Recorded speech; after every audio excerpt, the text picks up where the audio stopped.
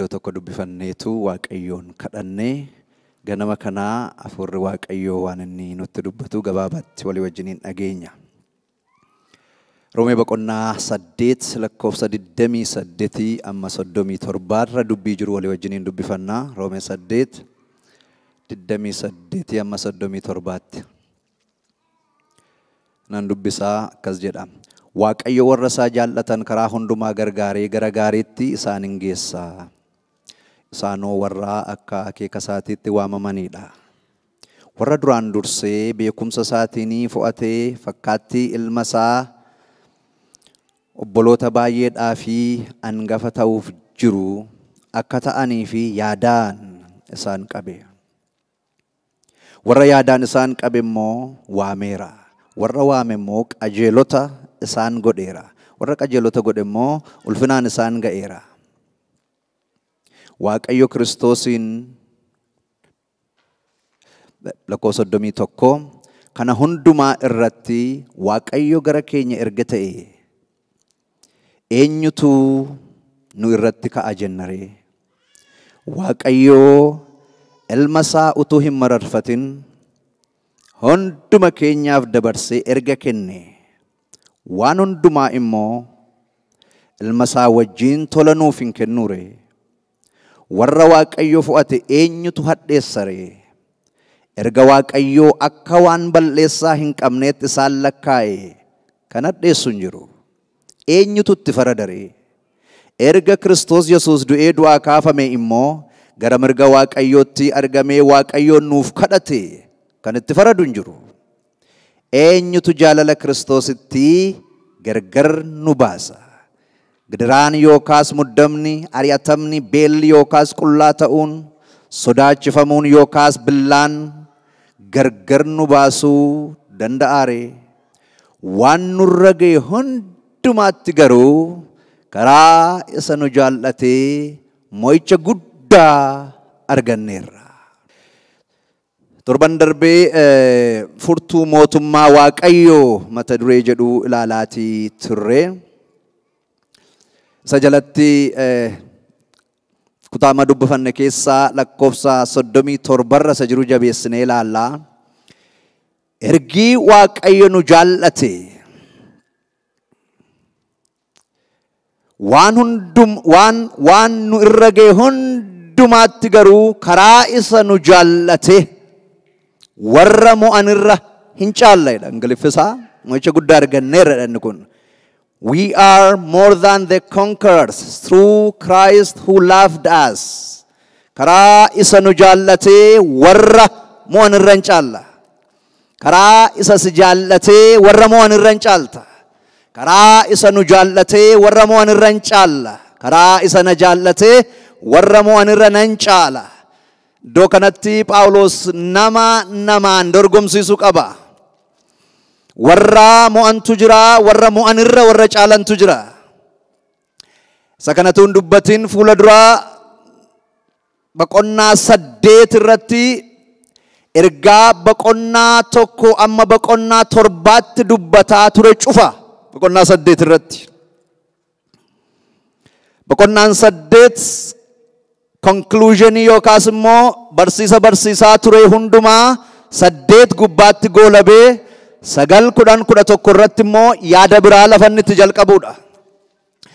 Macaafni Roomaa kuni macaafa baay'ee gadi fagoo yeroo dheeraa fudhatee harka isaatiin Phaawulos taa'ee barreesse.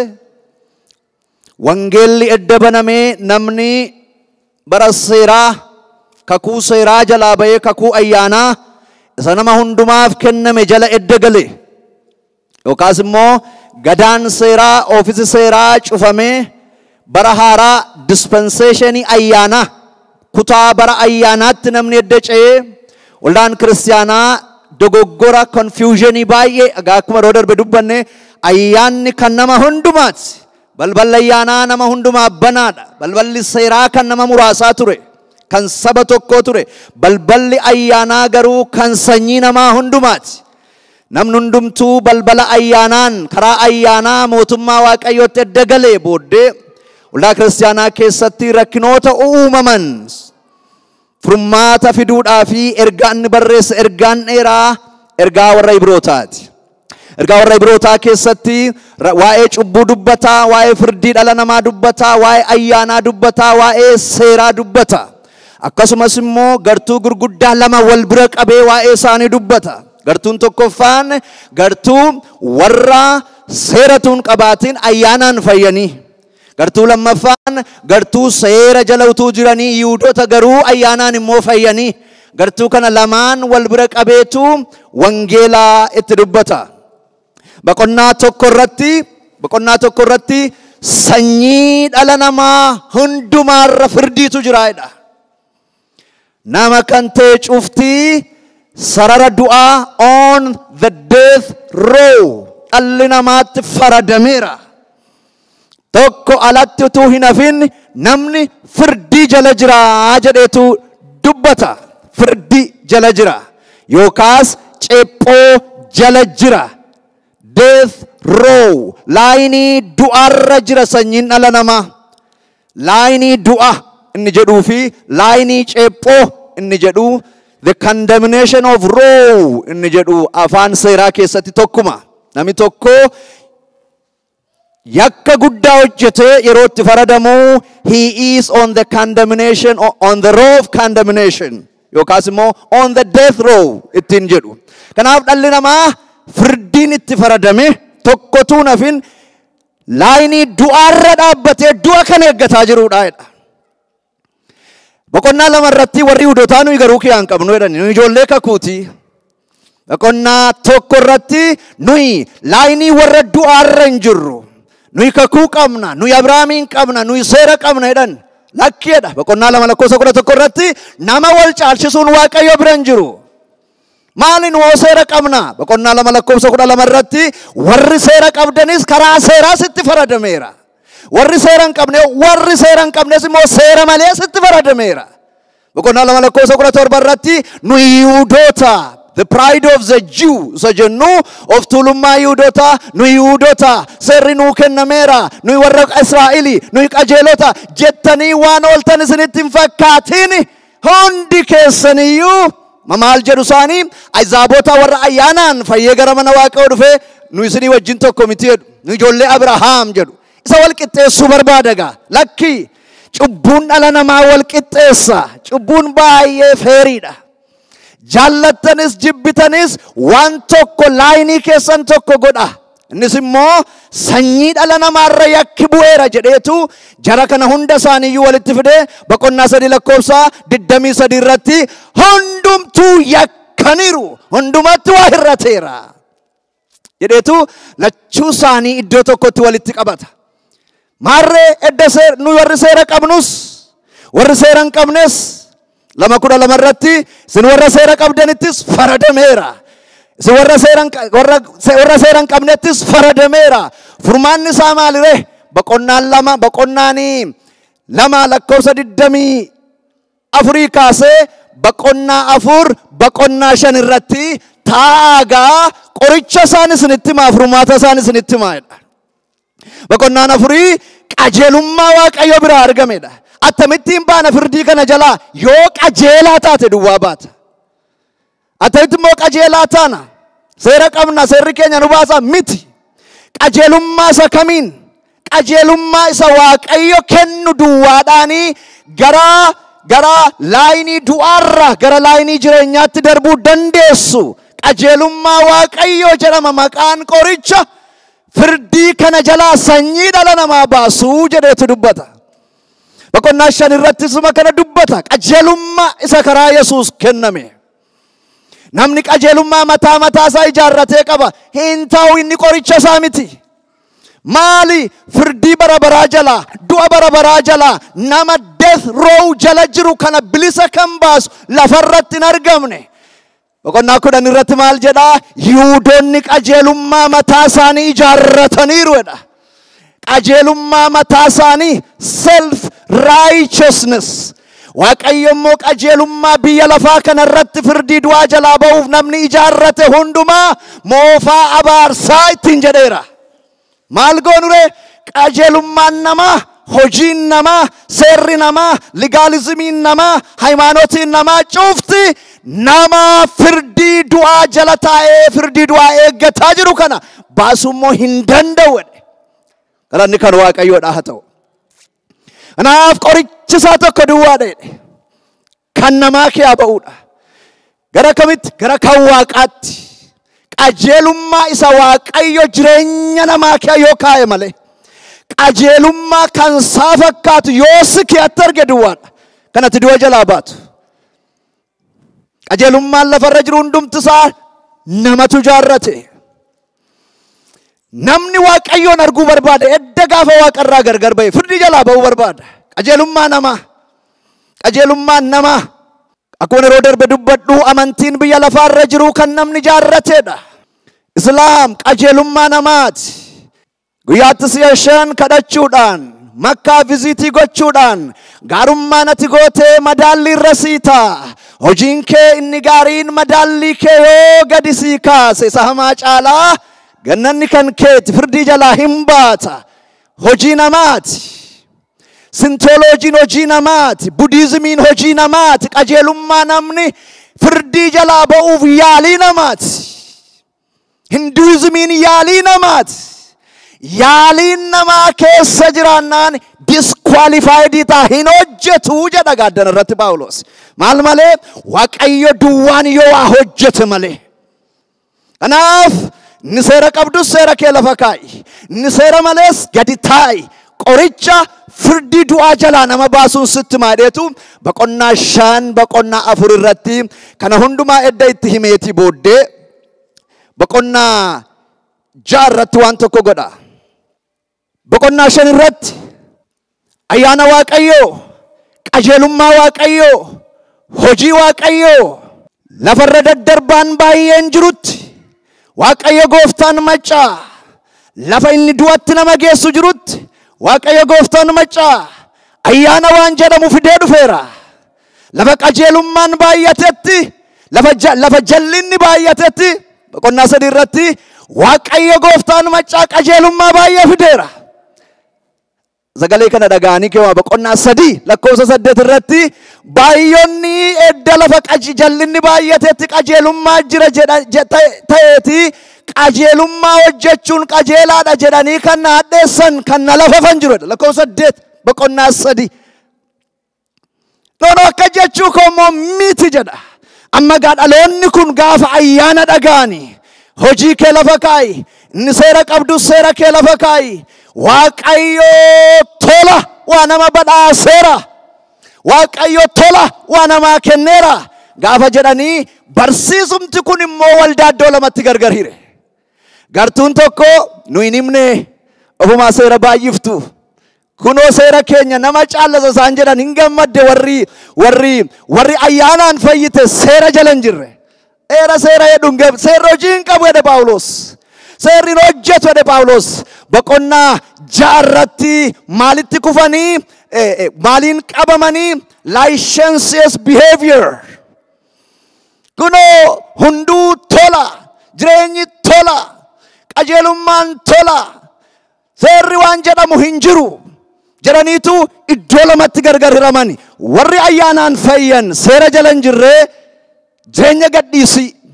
Warri seera jalatuu jiranii ayyaanaan fayyan boqonnaa 7 irratti immoo isaan immoo hidhaa seera legalism.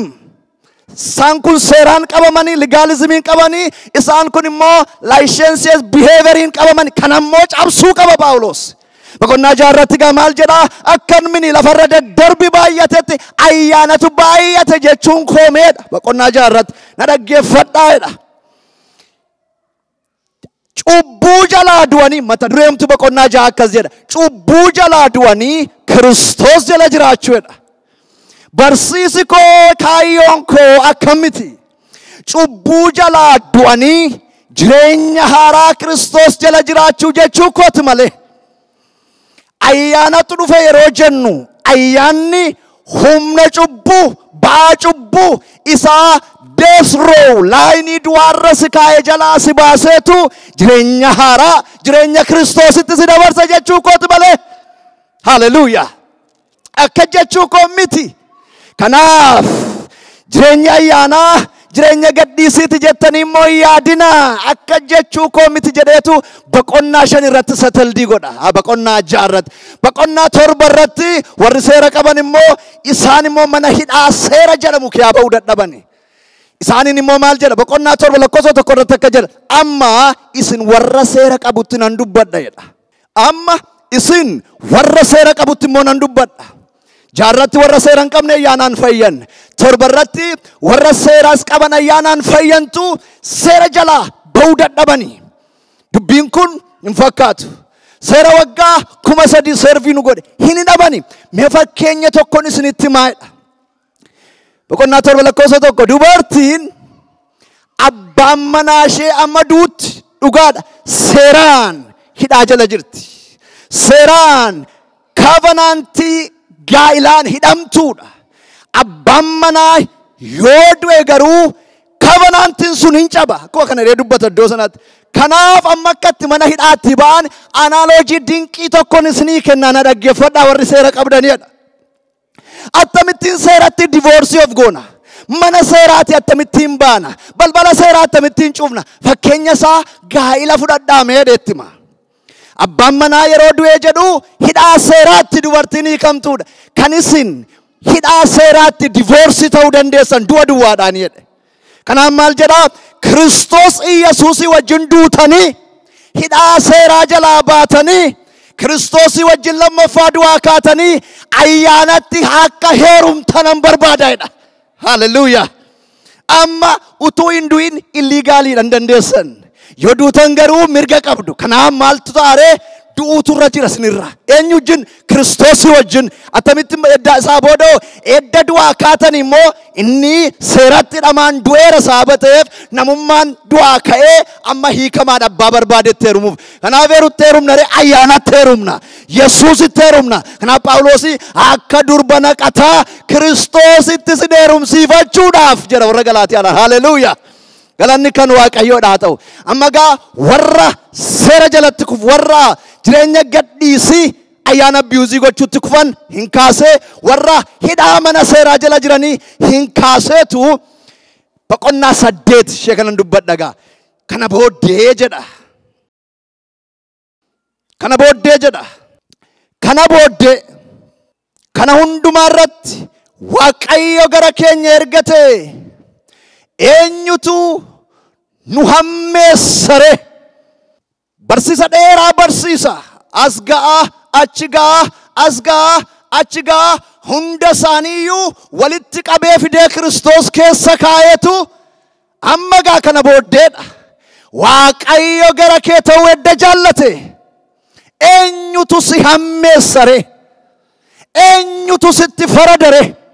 Ija jabina isaa eenyutu qabare? Tokko gaaffii gurguddaa 4 gaafata. Gaaffii rhetoric question, gaaffii deebii isaa dhaggeeffatootaaf dhiisu. Tokkoffaa eenyutu sitti faradare? Lammaffaa irratti akka jedha Waaqayyo ilma isaa utuu hin mararsiifatin hundumaa keenyaaf dabarsee erge kenne. Waan hundumaa immoo ilma isaa wajjin tola nuuf illaa ture. Amma gartuun kiristaana jedhamanii Kiristoos keessa jiran irra ceephootu jira. Tokkoffaan law breakers, warra seera cabsan, warra seera abbootii irraa galagalanii, warra gadhiisii jedhu. Isaan kanaaf deebii yeroo kennu eenyutu si hammeessuu danda'are? Lammaffaa ikoonoomii irraa, hawaasa irraa isoleetidii ta'aniiru. Hoomaan qabanii hiyyeeyyiidha. Isa kanaaf immoo maal jedhaa? Waaqayyo edda tokkicha ilma isaa sii kenne. Attamittiin isaa wajjin immoo waan hundumaa siin kennure. Kanaaf ala kana kan jiru hin sodaatin. Sadaffaa irratti gaaffiin isaanii sadaffaan warra Waaqayyo fo'ate eenyutu hadheessare?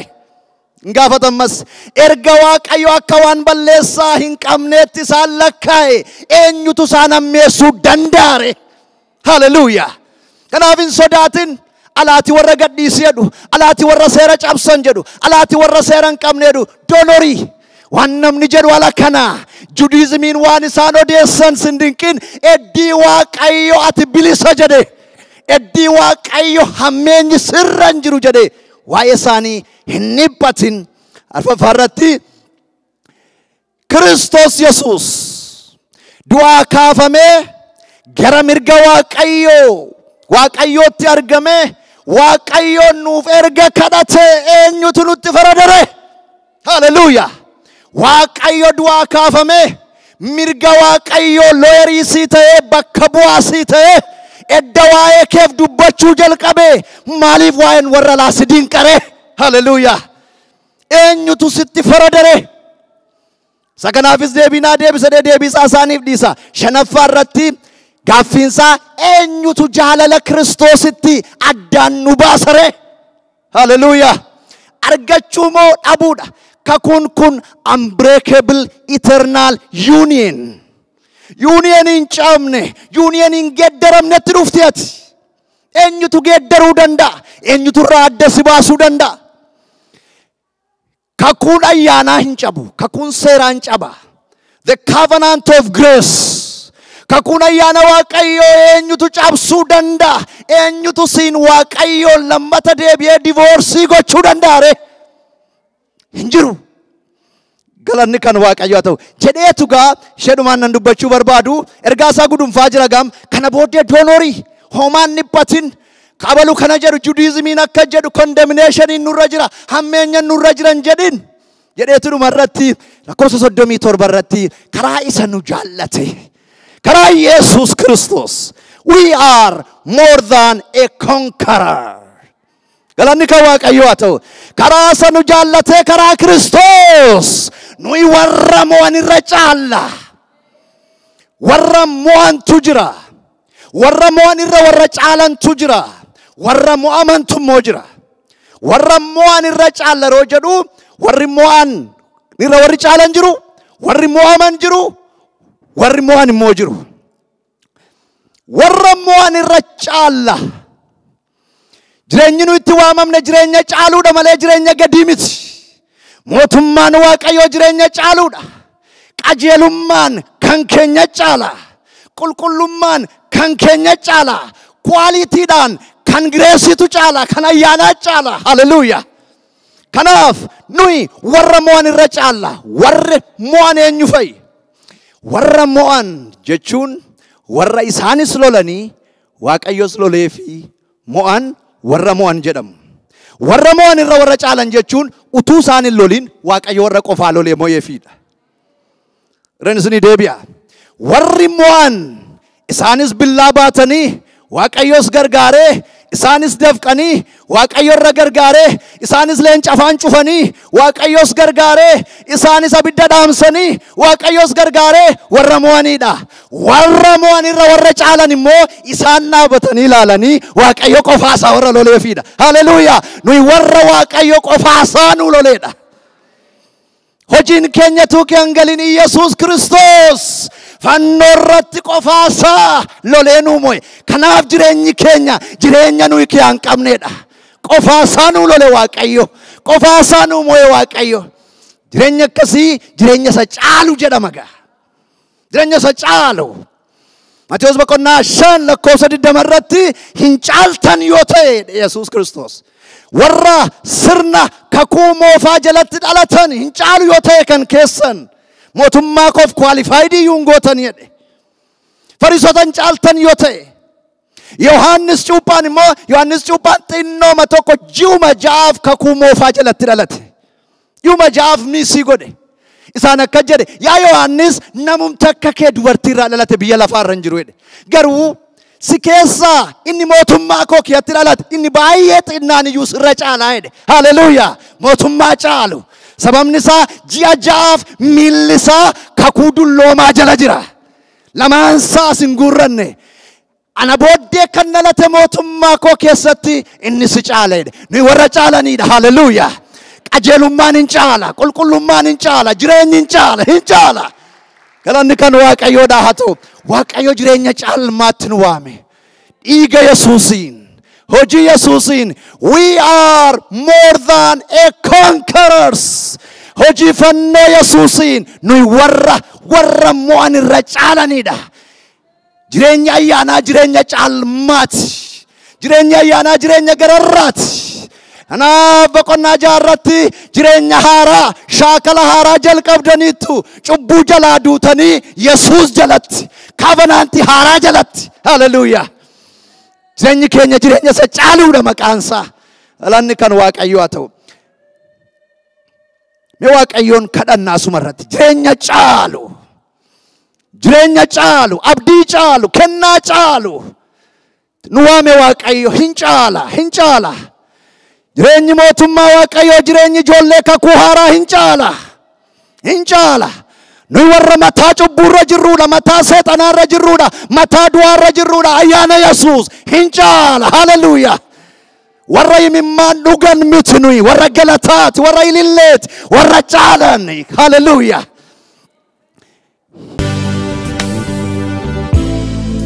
waldaa